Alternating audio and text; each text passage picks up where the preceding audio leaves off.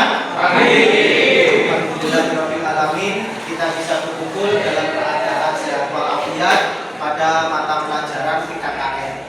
Oke, pada kesempatan kali ini kita akan membahas terkait masalah sistem pengajian konvensional.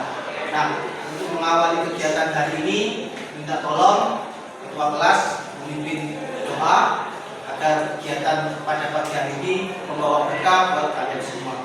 Minta tolong ketua kelasnya Bogor memimpin doa.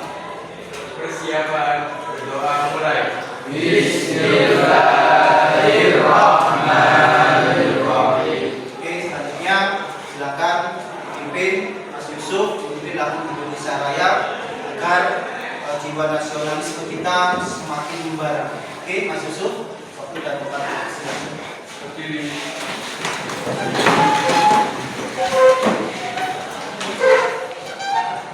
Satu, dua. Indonesia tanah airku. Safety commitment. Safety adalah tanggung jawab saya. Yos. Oke, terima kasih buat kalian. Oke, mengawali kajian acara ini ya, Bapak akan mempresentasi sebelum masuk dalam kegiatan pembelajaran sistem pengabdian konvensional. Ahmad Muhaimin. Muhaimin gimana kabarnya? Alhamdulillah ya. M. Dwi Rahman. Gimana Dwi? Sehat ya. Iksanul Wildan. Oke. Gimana Wildan kabarnya? Sehat ya. Oke, kita doakan teman-teman kalian yang hari ini tidak masuk, semoga segala urusannya segera selesai dan bisa kembali mengikuti kegiatan pembelajaran selanjutnya. Oke, pada kesempatan kali ini Bapak akan menyampaikan materi terkait masalah sistem pengabdian konvensional. Ya, sistem pengabdian konvensional. Sistem pengabdian itu ada dua. Ada yang namanya sistem pengabdian konvensional dan ada juga sistem pengabdian elektro. Oke, sebelum Bapak masuk ke dalam kegiatan hari ini, jadi tujuan pembelajaran hari ini kalian nanti akan mempelajari yang namanya apa sih yang dimaksud dengan sistem ya pengabdian konvensional. Ya, bagaimana susunan komponennya, ya, kemudian bagaimana juga fungsi setiap komponen. Dan yang terakhir kalian akan mempelajari tentang bagaimana prinsip kerja pada sistem pengabdian konvensional. Oke, sebelum Bapak masuk kegiatan inti, minta tolong HP-nya disiapkan. Bapak sedikit ada pretest buat kalian. Ya, oke, silakan. Linknya sudah Bapak kirim di grup kelas ya.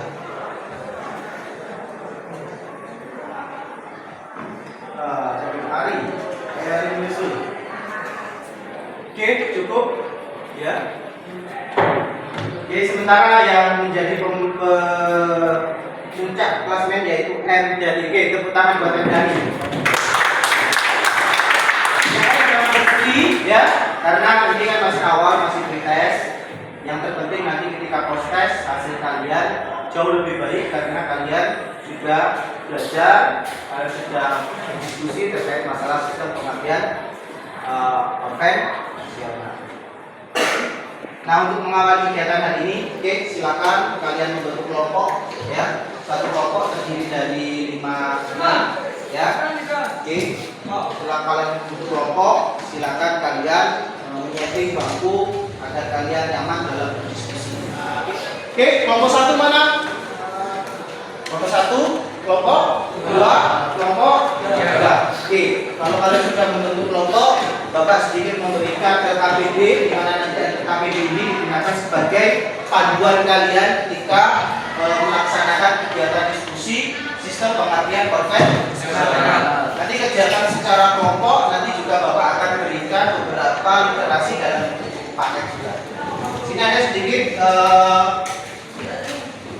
buku paket sebagai panduan kalian dalam mencari literasi ya. Ini ada buku pemeliharaan listrikan kendaraan ya. Di situ juga sudah ada sistem pengabdian konvensional ya. Oke, selanjutnya Bapak akan memberikan sedikit pertanyaan ya terkait masalah sistem pengapian.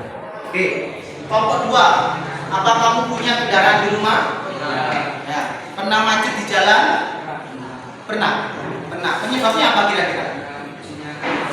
Businya kotor. Oke, kita sudah pahami dulu di kelas dulu ya, yang namanya proses terjadinya pembakaran itu ada 3 unsur. Ada 3 unsur. Pertama ada yang namanya agar dia bisa menyala, agar kendaraan kalian bisa berjalan harus membutuhkan bahan bakar. Ya, ini unsur pertama. Unsur kedua setelah bahan bakar ada apa? Udara. Bapak sedikit membuat eksperimen bagaimana sih terjadinya yang namanya api ya pada sebuah kendaraan atau bagaimana terciptanya sebuah kendaraan. Oke, seperti unsur yang tadi saya jelaskan, pada proses pembakaran kita membutuhkan 3 unsur bahan bakar ya. Lilin ini kita kita ibaratkan sebuah bahan bakar ya. Kemudian udara yang ada di sekitar kita ya, oksigen ya, itu nanti digunakan atau unsur pada proses pembakaran ya. Dan yang terakhir adalah pemerciknya kita menggunakan korek. Oke, udara sudah ada, bahan bakar sudah ada, pemercik sudah ada. Oke, kita coba nyalakan sebuah lilin ini. Bisa nyala apa enggak?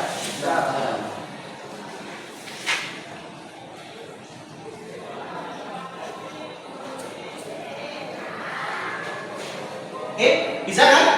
Ya, lilin bisa nyala karena ada bahan bakar, ada pemercik dan ada udara. Coba salah satu unsur kita hilangkan. Kita coba unsur udara kita hilangkan. Kita tutup dengan gelas.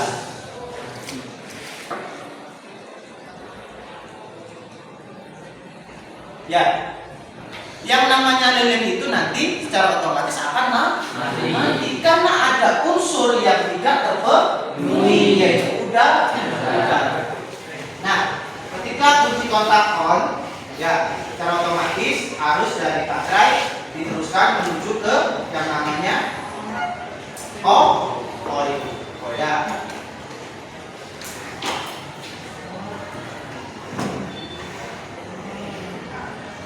Arus yang menuju ke koil secara otomatis ya. Oke. Di situ di dalam koil ada yang namanya kumparan primer dan ada kumparan sekunder. Oke, sampai sini ada pertanyaan? Oke, kalau tidak ada pertanyaan cukup ya materi yang Bapak berikan. Ya, silakan kalian kerjakan LKPD-nya. Kalau ada yang kesulitan ya silakan ditanyakan. Ya, buku panduannya sudah ada. Nanti kalau kurang paham kalian bisa mencari di internet.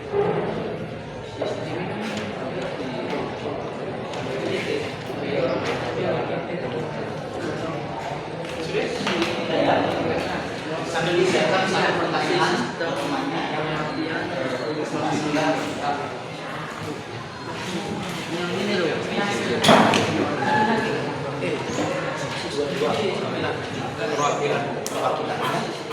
Analisis komponen ini silakan kamu menganalisis komponen pertama pada sistem pengapian konvensional.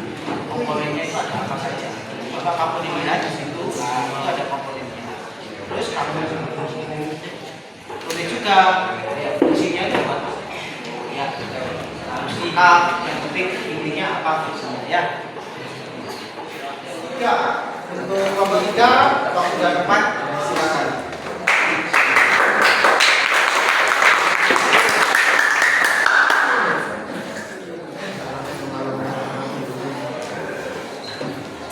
Assalamualaikum warahmatullahi wabarakatuh. Waalaikumsalam warahmatullahi wabarakatuh.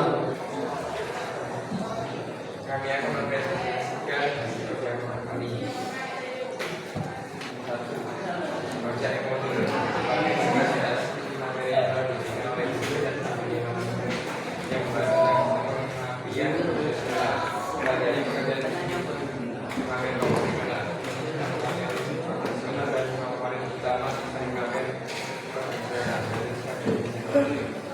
pengamatian dan posisi konvensional. Sudah? Sudah. Oke, tepuk tangan buat kelompok. Ya. Selanjutnya dari kelompok 1 dan 2 mungkin ada pertanyaan. Oke, silakan. Kasih.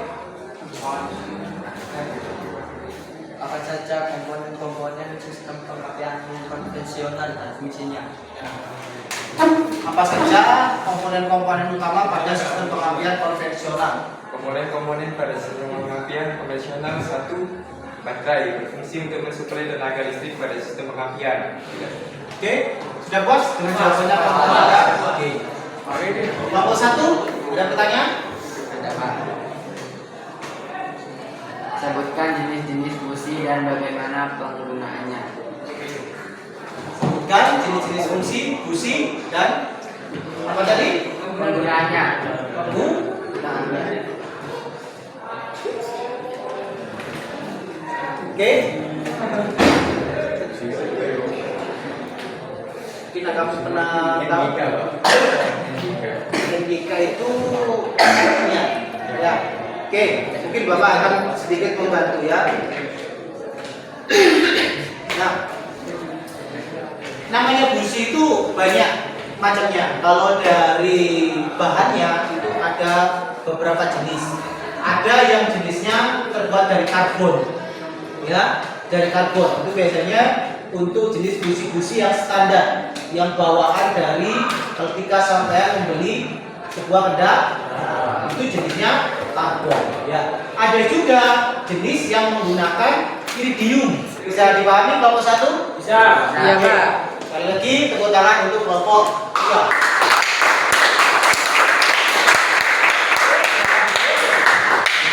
Assalamualaikum warahmatullahi wabarakatuh. Waalaikumsalam warahmatullahi wabarakatuh. Oke. Sangat luar biasa sekali kalian dari awal sampai namanya presentasi, kalian bisa tertib, bisa berjalan dengan lancar, bisa mengikuti dengan baik, ya. Untuk kegiatan diskusi dan presentasi, ya, saya bisa tarik kesimpulan bahwa sangat luar biasa sekali, ya. Kalian bisa memahami materi dengan cepat, dengan baik, dengan sedikit bantuan materi dari Bapak dan sedikit dari sumber literasi baik dari internet ataupun dari buku. Oke, siap?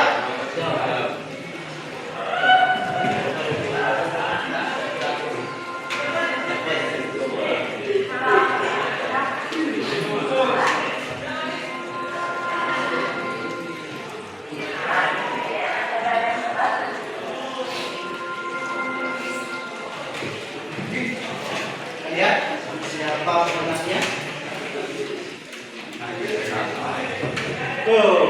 Tuh semua ya, luar biasa. Semangat buat kalian. Ya, skor tertinggi siapa? Yang cepat menjawab? Eka.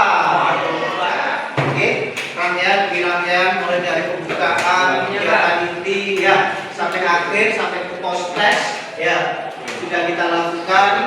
Bapak sedikit menarik kesimpulan pada kegiatan hari ini, apa yang kita pelajari hari ini, ya, bahwa yang namanya sistem pengapian pada sebuah kendaraan itu, oke, perhatikan, ya, sebuah sistem pengapian pada sebuah kendaraan itu sangat berperan penting pada terjadinya proses pembakaran. Untuk mengakhiri kegiatan pagi hari ini, ya, kita tolong ketua kelas Mas Gofar pimpin doa sebelum pulang. Oke, silakan. Oke. Bersiap, doa mulai. Bismillah.